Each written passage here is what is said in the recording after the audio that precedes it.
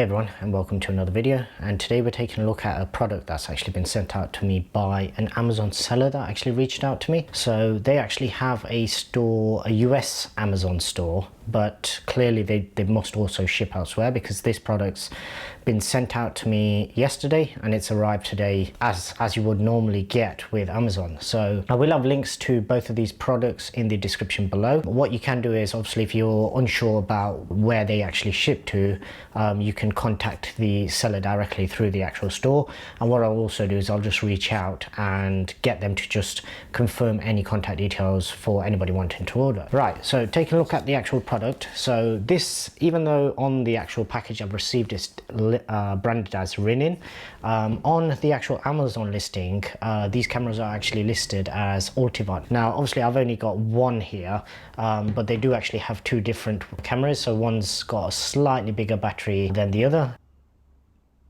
So if you just take a look there, that is the spec. And I'm hoping that this is actually the black one, because all of the security cameras I've got so far are white, so the black probably does make it a bit easier to actually hide away, a little less obvious when you've actually got it mounted. Diving in, so we simply have a sleeve that you take off, and I've not actually opened this product. It only arrived literally maybe about half an hour ago, so we're taking a look at this at the same time.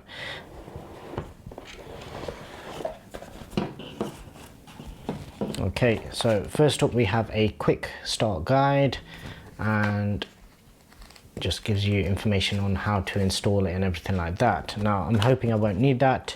Hopefully this is similar to most other IP cameras in terms of setup. So we have a 3M sticker,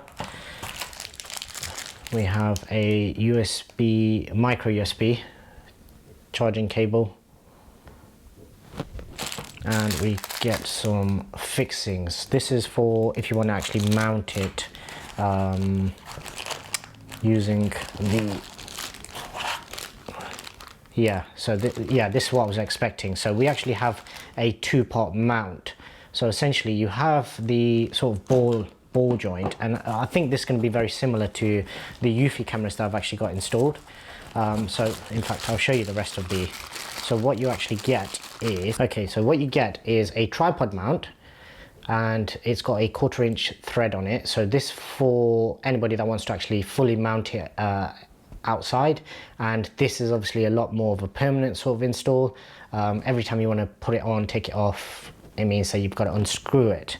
Very much like the Eufy, it looks like you also get a stick-on magnet mount. So I'm guessing the back of the camera is also magnetic, and that means that for if you're installing indoors and you don't necessarily need that extra security of basically having it permanently attached so nobody can take it, this just makes it easy to stick that anywhere on the wall, and hopefully that should keep it held up. Right, taking the actual camera out, and it looks like there's nothing else in the box, so we'll pop that to the side and we'll get the actual camera unwrapped.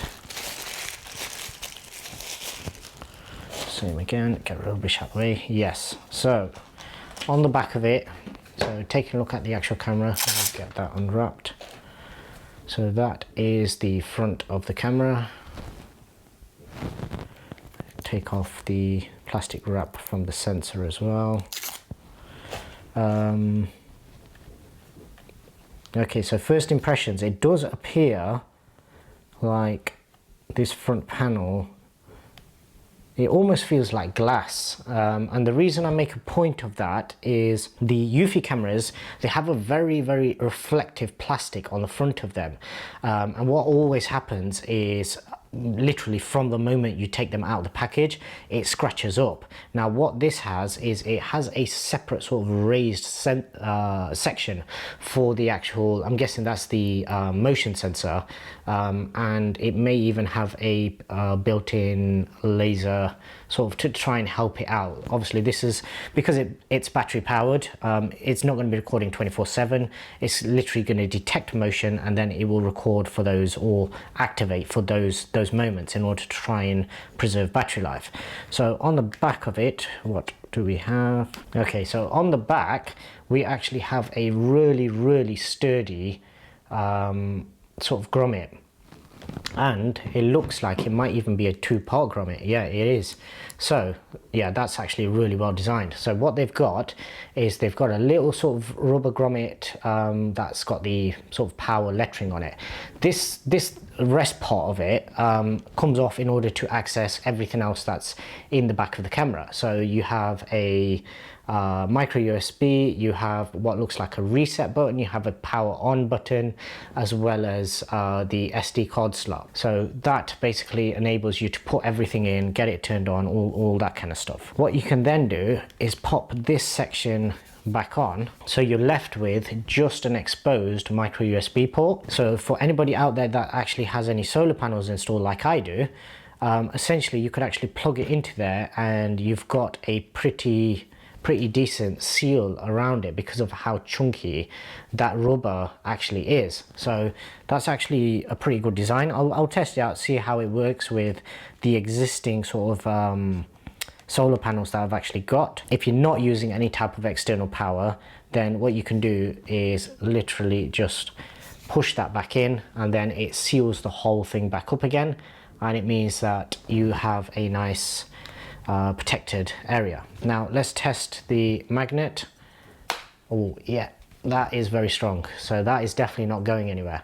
So depending on the actual weight of this and how well of a mount you actually get in terms of adhesion to the wall or whatever surface you're actually putting this onto, that I would say is pretty much good enough for mounting anywhere indoors.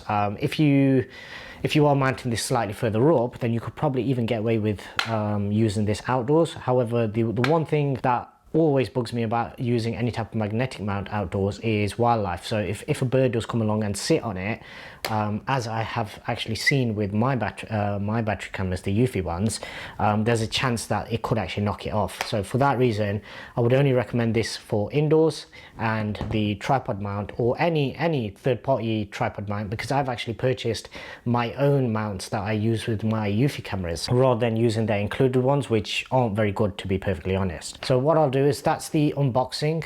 What we'll do is get it set up. I'll do a few test videos, I'll do a few motion tests and anything else, and also see how the battery life actually works out. What I'm also interested in is to see whether this actually supports OnVIF, which basically opens it up to an RTSP stream.